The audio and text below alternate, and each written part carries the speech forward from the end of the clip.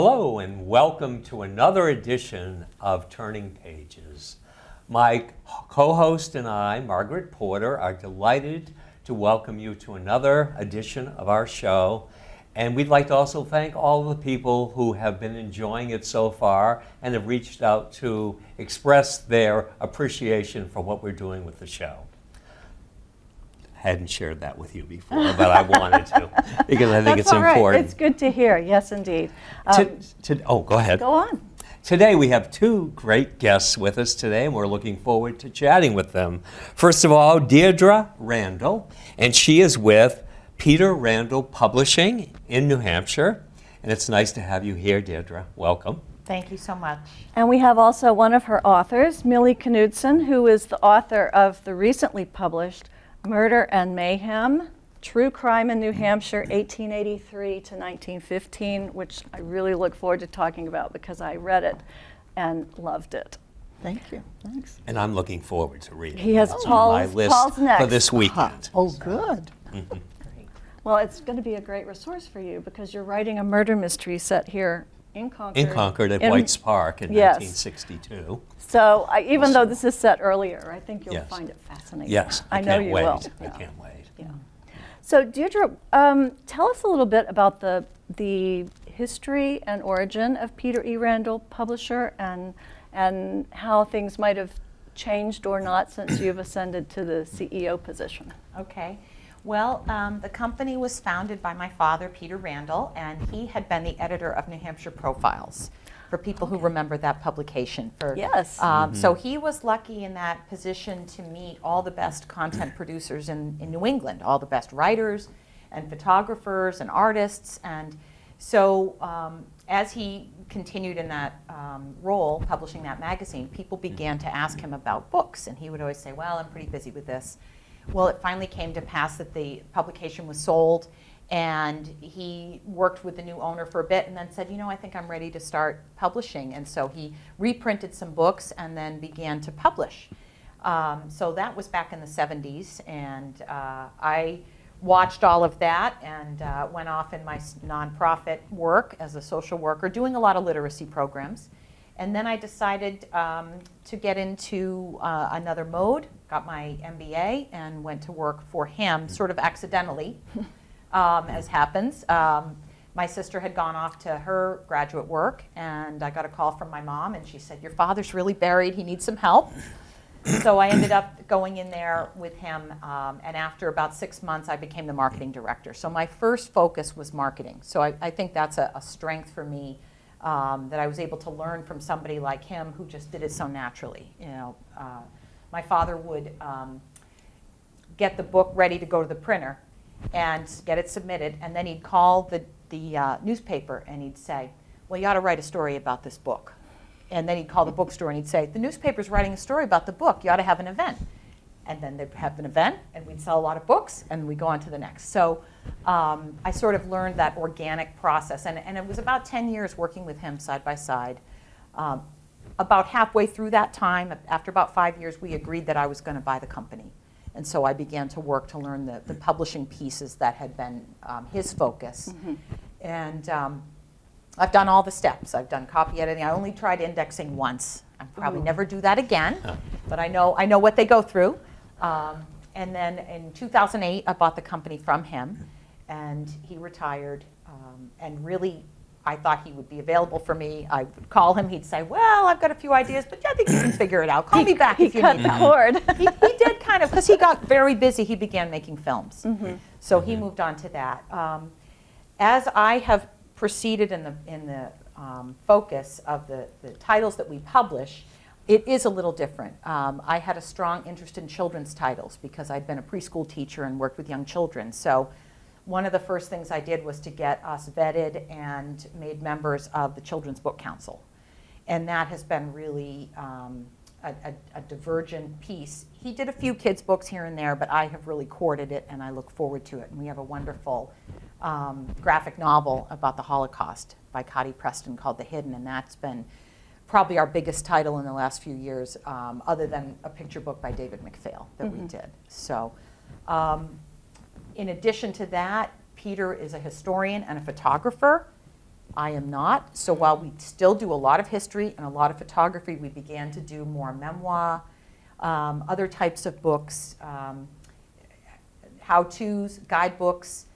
He did a lot of hiking, and so did I growing up, so that's been a natural for us. So hence things like Haunted Hikes of New England. Outdoor at New titles, Hampshire. yeah. Outdoor-focused titles.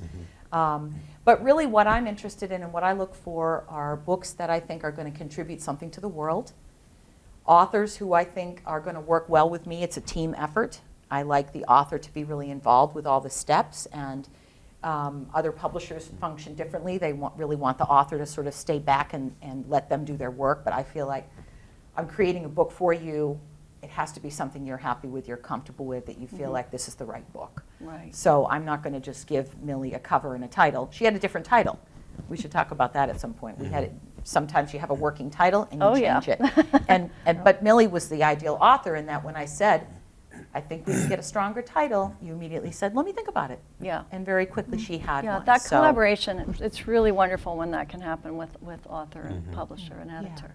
Millie, are your previous books, you've had 7, 8 books published? This is my 8th. Your 8th. So are the prior books, were they published through Randall or No, elsewhere? No, I had a publisher in Bowie, Maryland. So anytime I needed to consult on anything, I'd have to take Amtrak down there or call them, and it was. I really didn't. I never liked that, but they were fun. And then they sold to someone who was not into marketing. And so when I started getting royalty checks for, $2.95, I thought, it's time I found another publisher. So I asked around. I knew 3 authors, and I asked them, do you use somebody locally? And I found 2 of the 3 did, and it was through Randall Publishing. They said, oh, yeah. I said, I thought they did like big, beautiful coffee table books. They said, well, they do that too, but they do everything. And I said, oh. So I got in touch with her, and I sent her a copy of my last book, which is this one, Murder and Mayhem, is a sequel to Hard Time and Concord. And I sent her a copy of that to show her, this is how I put it together. And she liked the basic format of it. And Oh, I can see said, why. And the writing, yeah. yeah, and so she said, no, I'd be interested. When do you think you can have that ready? So I said, oh, I will have it done. Not I think I will. I will have it done Christmas of 2023. And I got it to her a week later. And then it was out in November. Yes, So yeah. quite recently. With Right. lots of revisions. We did a lot of work. Yeah, we did a lot. I mean, just from the title. I mean, Hard Time in Concord. It's a fine title. There's nothing wrong with that title, but is it as strong as Murder and Mayhem? I don't think so. I don't think No. so. So, and this book, if I can brag for you, Go. she's been selling gangbusters. And Well. in fact, I pride myself on making sure that people print the right number of books and they don't run out. And I'm a failure with Millie. We've had to reprint in small printings 3 times, and we're about to do it again. So sometimes, and because your experience with other publishing had Right. been, I don't need that many books. This No. won't go that far. The most I had ever sold was 400 copies of Hard Time in Concord. And you're up to I'm- what, 700 now or I'm 800? way, I don't know, I'm way Something like that. over that. So I told you should have printed I 1,000. know, I wanted her know to you print told me. 1,000. I know you told me. But it's okay. It's worked this way too. And It's been, fine, and I don't mind. Obviously, it was additional cost to me by doing it this way, but I did not feel comfortable having like a garage full of books that were never going to go anywhere, and come to find out, because of this one, they're going out the door. So this is a hybrid publishing model. Yes, well, this is a hybrid publishing model. That's what we've always done. And so we don't take the rights. You keep your rights, and a lot of people that come to us, that's important for them, because then they could sell them to a larger publisher if they wanted to, and that does happen sometimes. And we also don't take any of the sales funds. So the sales funds are the authors. We have, I can't take all the credit for the sales, because we do have a new wonderful arrangement with a distributor. We were distributed by Dartmouth Press for many years, University Press of New England, and when they closed their doors in 2018, we had to figure out something else, and we've now landed with Casemate IPM, and Casemate, which is a UK division of that same company. So we have our worldwide distribution available, and we have really great sales support. That's wonderful. That I really love. That's So great. Oh, great. they called me and they said, we're running out of Murder and Mayhem. I said, okay, we'll get you some more. And the neat thing is that they offer POD printing at their warehouse. So that's why this So has there's worked well no for Milli. warehousing that you have to worry You just about. print and it goes right into Yeah. the warehouse as needed, and it's set, when it drops below this number, they print some more. That's ideal. Yeah. Deirdre, how many books a year does Randall publish?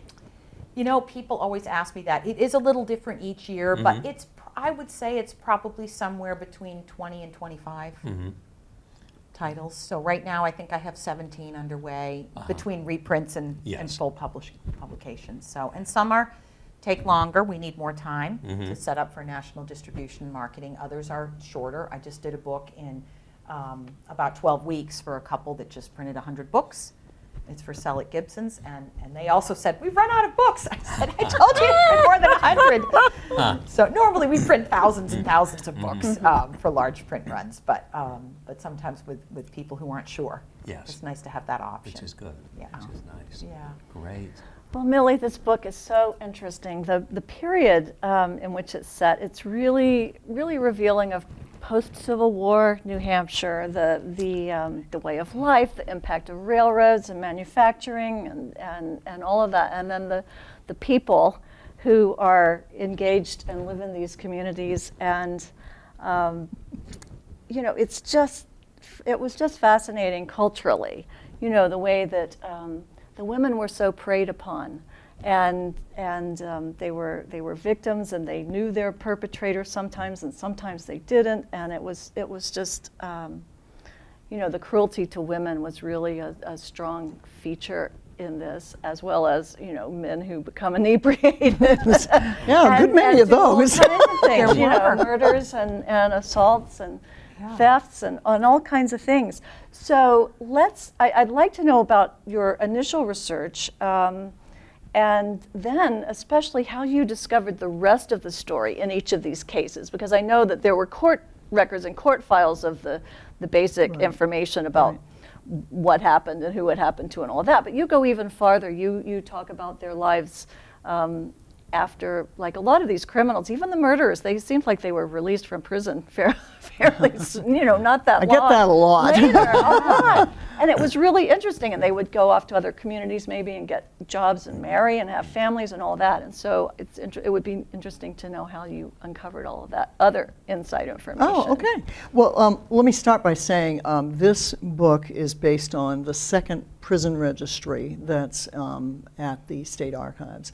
And it's prescribed for when the first registry ended, they started to move the prison and build more buildings. So they cut the first prison registry off and then started a second one. And the second one is in part the base of the men's prison that we know of today. Oh, okay. The first book, Hard Time in Concord, it was where the public defender's office is it's a brick building with a large parking lot. The reason why they have a large parking lot is that used to be a wooden building that was part of the prison. So that's why these two books are broken into those years, because it's odd, 1812 to 1883 and 1883 and 1915. It's arbitrary, but it was based on what they did with their ledger book. So I made a spreadsheet for the State Archives of both the first registry and the second registry, and then got interested in the patterns that I saw in there. They're definitely patterns. Yeah, of and behavior before Hard Time in crime. Concord, my books were basically excerpt books where you go through old newspapers and you comb out things that happen to ordinary people, not famous people, but ordinary people like you and I.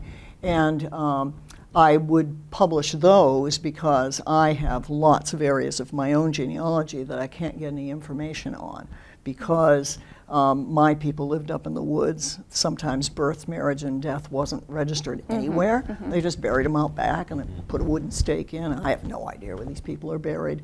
And I found that there's an awful lot of people that have that same kind of genealogy. So that got me started doing that. But then this really intrigued me. I can see why.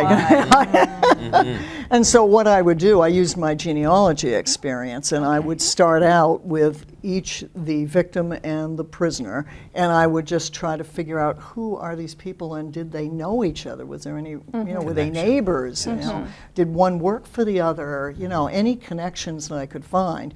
And then I found newspaper articles on the crime itself and the trial. And most of this research is done through newspapers.com or ancestry.com. We are fortunate in that our state library has quite a few newspapers on microfilm, and we are about to become the last of the 50 states to have all the newspapers that are produced in the state on microfilm and saved, and I think they're going to be uploaded to newspapers.com. So, oh, that would be wonderful. yeah, it would have been wonderful to have that without well, for this one, but you know, in future books, you know, I'll have that. I agree with you about how fascinating this time period is, though. I was a history teacher in Londonderry.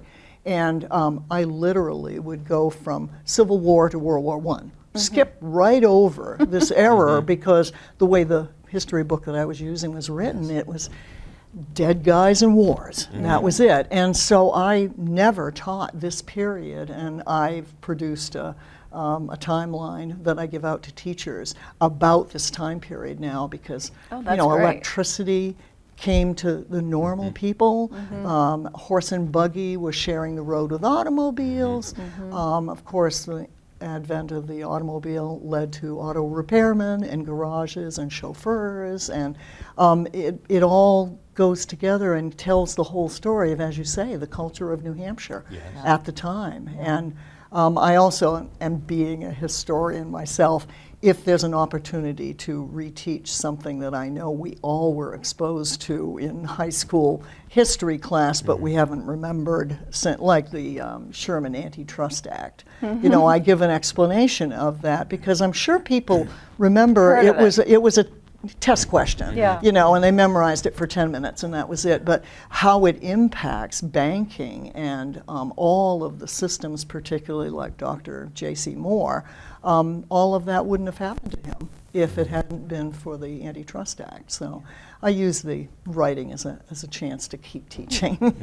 Well, that's a great, it's so, you use the information so well. And each anecdote or each story, each individual incident is really, it's like a little short story in itself, and but it's also written entertainingly. It's not dry history. It's history of people, and the people come through as individuals, and it is juicy. Another aspect of it that I was really fascinated by was the the newspaper reports, and the reporting was obviously very detailed, especially in the jury trials and verdicts and hangings and all that kind of good stuff.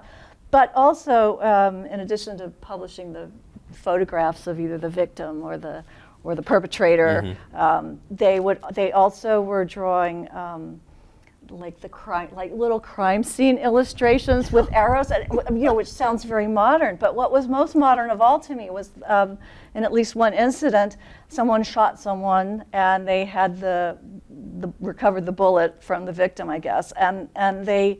As part of their forensics, they shot bullets through the same gun that they recovered and checked the ridges on the bullet. And I'm like, this is like CSI. This sounds like completely modern, forensics for crime scene investigations. And I thought, wow, this was going back, in the late, I can't remember if it was the late 1800s or early 1900s when this was going on. And it's like, wow.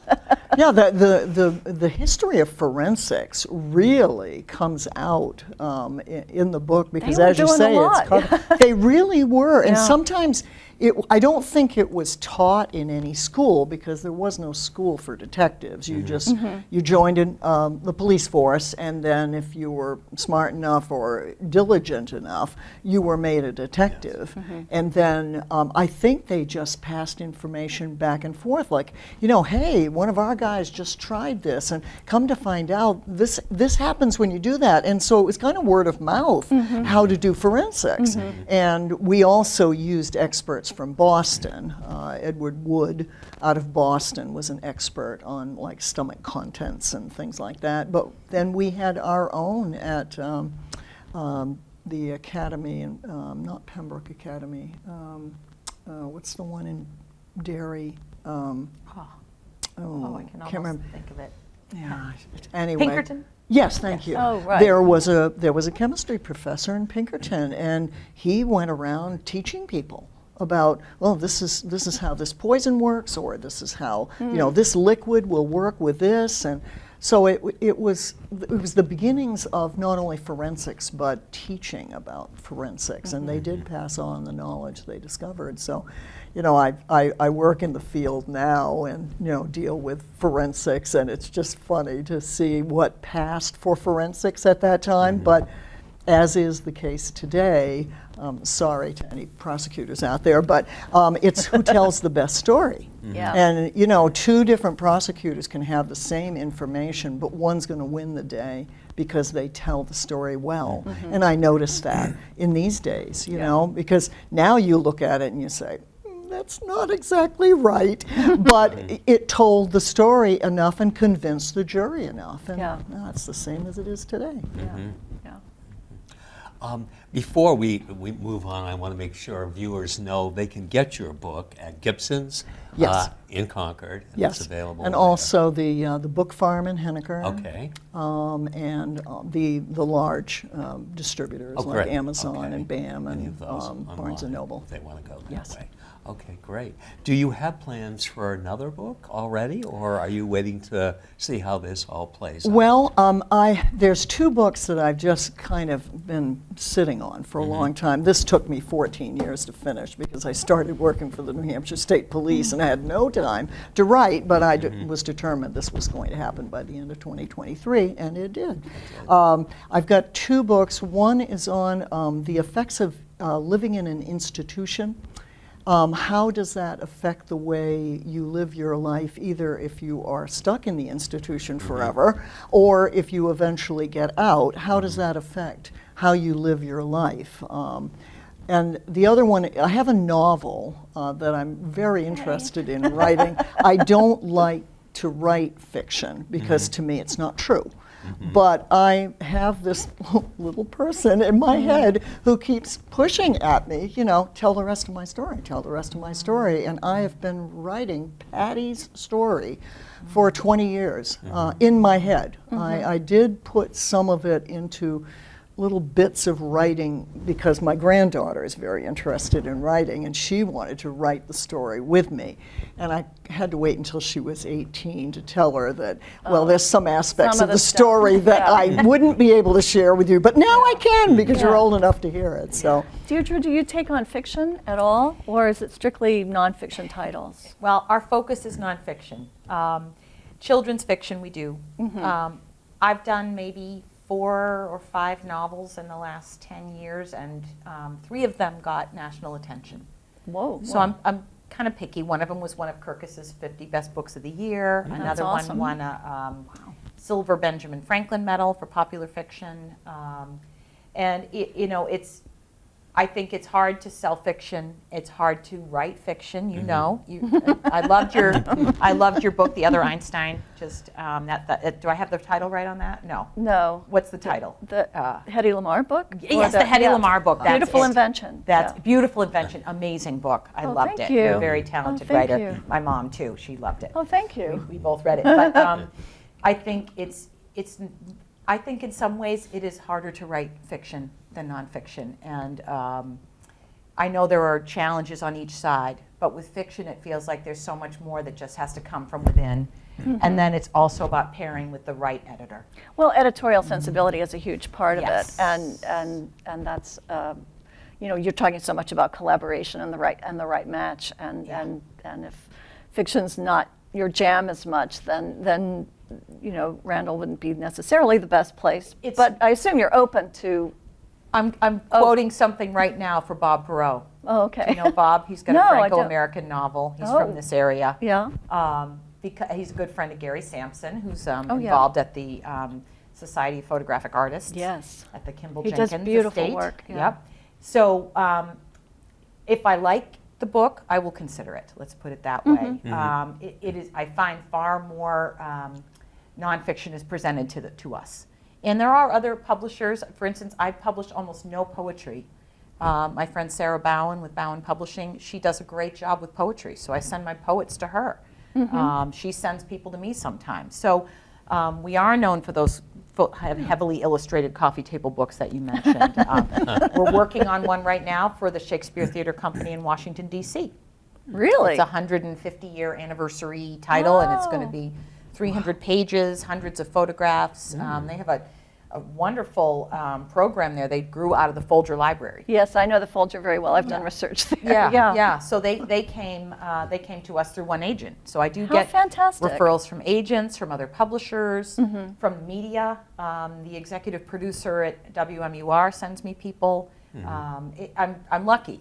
We seem to be well regarded, and sometimes publishers will say, we love this book, but it's not right for us. It just doesn't fit our list. My list is more broad. So yes, if I want to slip in a novel, sometimes I do it, if it feels like the right match for us. So I never want to say no to anybody. I have a hard time just without looking at what they've done. You know, if it's good writing and I feel we can work together, then I'm willing to consider it. Well, tell us about some upcoming titles. I think we have some graphics for some of those that you have. Some of the new ones. The next new title coming out is April 1st, which is The Last Bake Sale, Fight for Fair School Funding by Andrew Valinsky. A very timely topic, as timely as this morning's newspaper. Oh, yes, and there's the cover. I'm very proud of this title and very, very pleased that Andrew decided to come with us. He was sent to me by Rebecca Rule. Yes, okay. Who was one of my editors. Yes, she works with me as a Becky, developmental editor. I may publish her, something from her at some point. We'd like to do that. But you know, Andrew he's got an amazing book. He's got the endorsements. He's got the support. It's time for him to do this. So we're excited that one's going forward. I don't know what covers I sent you, so I'm going to just talk about a couple of them. And if something pops up that I haven't talked about, I'll switch to that. We're doing a book on bedrock gardens that one. in Lee. We have that cover. Yeah, and that one is, that started out as a private garden, that this woman just fell in love with this garden. She ended up, after about 10 years of working on the garden, she went and got a degree in landscape design from Radcliffe. And finally, it's been 30 years, and they've made the garden a public garden. There's now a nonprofit organization managing the garden since 2023. And so this book came to me through Andy Axman. Oh, yes, who was with New Hampshire Magazine. I wrote for them occasionally. Yeah, an old friend of our family, and she had been putting the project together but came to us to finish the publishing process. So we're very excited about that title, and it's getting a lot of attention in the horticultural media, podcasts and webinars and magazines and newsletters and things. And then we're doing a book by a gentleman who puts together coalitions to support recovery efforts. And it's called Healing a Village. And Mark Lefebvre, and he is a noted speaker, and he was somebody who had been out doing this work, helping communities to pull together the resources they have so that when somebody is trying to get into recovery from addiction, that they can be successful. And he's one that came to me and said, well, I'm going around to all these talks and I don't have a book. Everybody's asking me if I can. So he got the book done. We did a deadline just like you and I did. And he said, give me a deadline and I'll meet it. So that book is a really important one that I'm excited about as well. And then some of our most recent ones, Duncan Watson's written Everyone's Trash. And I think we had that's a book about recycling and solid waste disposal. It's got a book list starred review. There's the cover. Great. John Klossner, Great book. John Klossner art on the cover. He's a cartoonist from South Berwick whose art is political cartoons are in all the major publications. And that was an unusual book because Duncan's also writing about the fact that he was Charlie Brown in The Voice of His Youth. Oh. And the publishers, he did float it around and they said, you got to separate those two things. He said, I can't, it's the book. That's the book. And he was just a kid. He saw kids in line at school. He thought they were waiting for popsicles. He got to the front of the line, there was no popsicle, but they said, take this and go in that room and read it. Oh, and he said, in the next week, they called my mom. And then he was the voice in several movies. He goes to Comic-Cons now. So I bet. Brings the book with him to Comic-Cons. So and stands beside a woman who voiced Lucy, and they sign autographs. And And he has great Charlie Brown outfits, Doesn't too. he? Oh, He does. he's a He's got character. shirts. His Yeah. sneakers have the Charlie Brown, like you know, the big old- zigzaggy yeah. thing. Yeah. Oh my goodness. He's a riot. Yep. Oh. And even on the cover that you just saw, the sweater had the zigzag. The Uncle Sam had the zigzag. So, yeah, I'm sure I'm forgetting some other books that I should be talking about, but I'm really, You mentioned really. Eric Orff when we were Eric, talking off. thank you. What's Wild? Yeah. Eric came to me, and he won't mind me sharing this. He had saved his articles on floppy disks.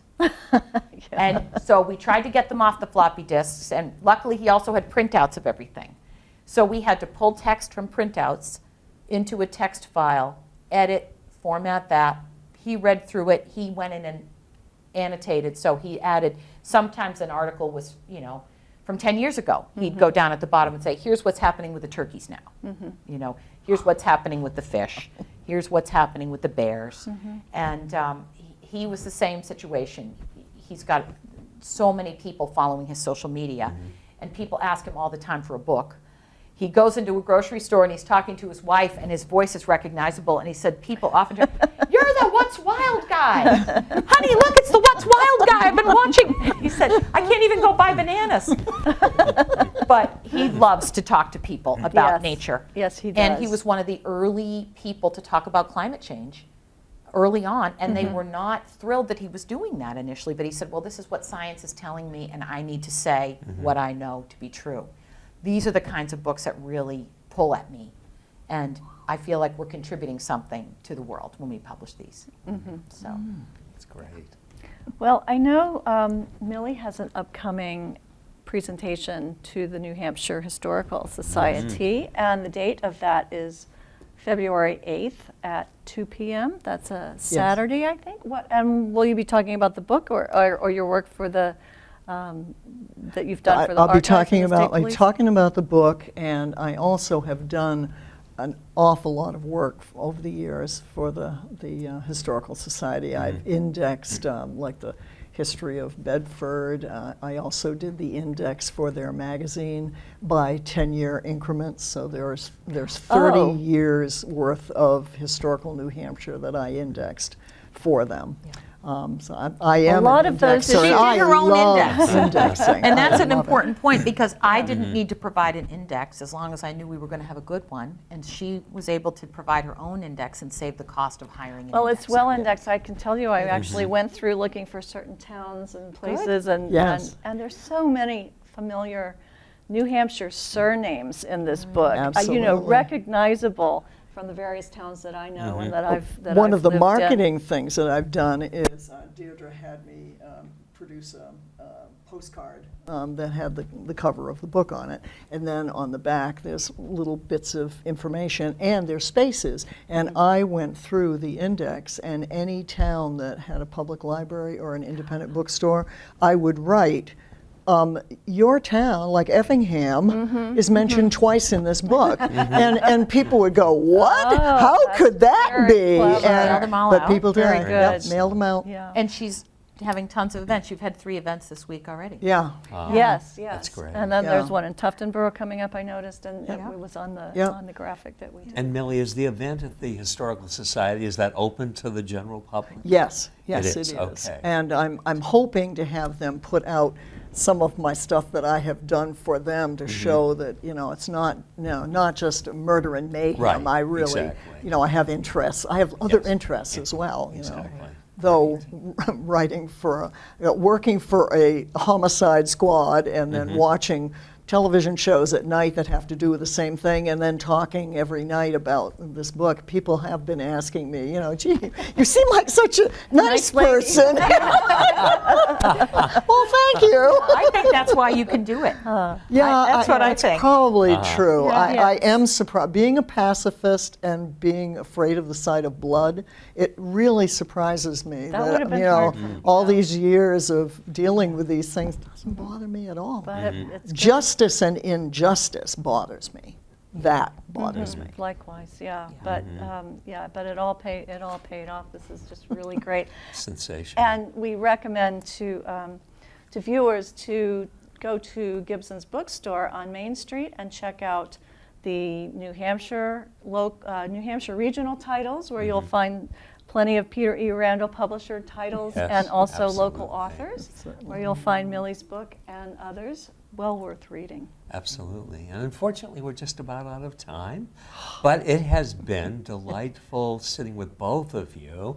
And Thank you. as I mentioned to you, Millie, I'll be going through that book this weekend. It's my prime thing to do. So I'll have a box of Cheez-Its and the book. And I will see how many boxes I go through by the time I finish the book. Well, I think you'll But- get some inspiration for your own murder I mystery. hope so. And Yeah. you've got I a hope new so. resource now Yes, at Millie. please, Exactly. please call me if you say, I all don't know this if this is crime right. I can tell you the way Yeah. it goes. Yes, Thank you. definitely. Thank you so much. And thank you, Deidre, very much for making time to come in and chat with us. And we look forward to having you both back again Yes, sometime. it would be great. I'd love to come Been back wonderful anytime. guests. I would love to. With Millie and with my other authors too. Yes, indeed. We should Yes. have a Have a crowd. yeah. Yes. Have a panel. Fill the studio. We'll have That a would panel. be great. Well, on behalf of Margaret Porter and myself, I want to thank all of you for tuning in to Turning Pages, and we look forward to seeing you again in a few weeks for our next show. Thank you to Concord TV. Thank you to Matt for his invaluable assistance behind the scenes. And on behalf of Margaret and myself, read a book and support your library, support your authors, and just take yourself to another world through the joy of reading.